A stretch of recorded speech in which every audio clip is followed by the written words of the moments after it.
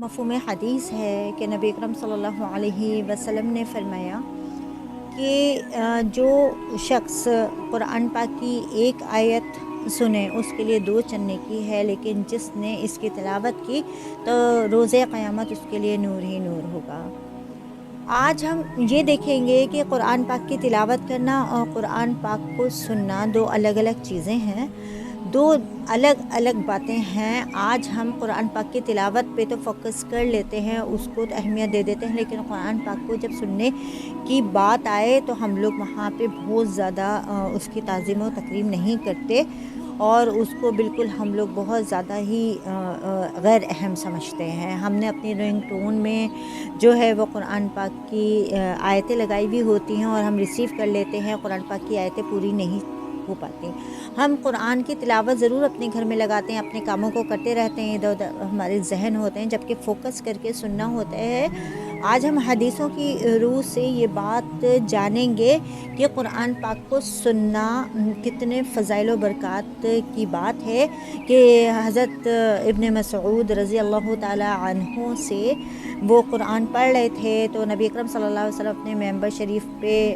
بیٹھے تھے، تو وہ کہنے لگے اے ابن مسعود رضی اللہ تعالی عنہ، آپ مجھے قرآن پڑھ کے سنائیں۔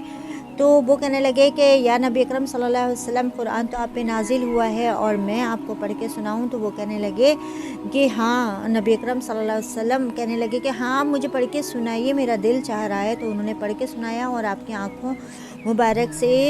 آنسو جاری ہو گئے۔ اسی طریقے سے انسالم مولا حذیفہ رضی اللہ تعالی عنہ کے بارے میں آتا ہے کہ آپ نے قرآن کی تلاوت شروع کی تو نبی اکرم صلی اللہ علیہ وسلم ٹھہر گئے اور بہت دیر تک سنتے رہے، بہت دیر تک وہاں ٹھہرے رہے۔ اور حضرت ابو موسیٰ اشعری کے بارے میں آتا ہے کہ آپ قرآن پاک کی تلاوت کر رہے تھے تو نبی اکرم صلی اللہ علیہ وسلم سنتے رہے، اس کے بعد بہت تعریف کی ان کے قرآن پاک پڑھنے کی۔ تو قرآن پاک سننا نبی اکرم صلی اللہ علیہ وسلم کو بہت زیادہ پسند تھا،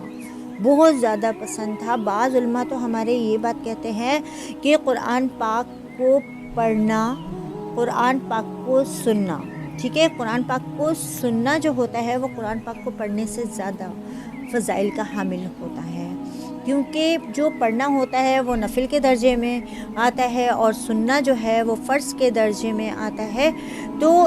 اور جو فرض کا درجہ ہے وہ نفل سے بہت زیادہ ہوتا ہے۔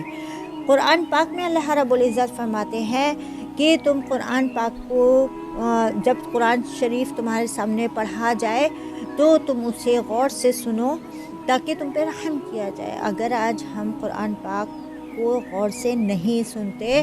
تو اس کا مطلب یہ کہ ہم اللہ کی رحمت سے محروم ہیں، اور ہم یہ بات ہمارے لیے بہت فکر والی ہوگی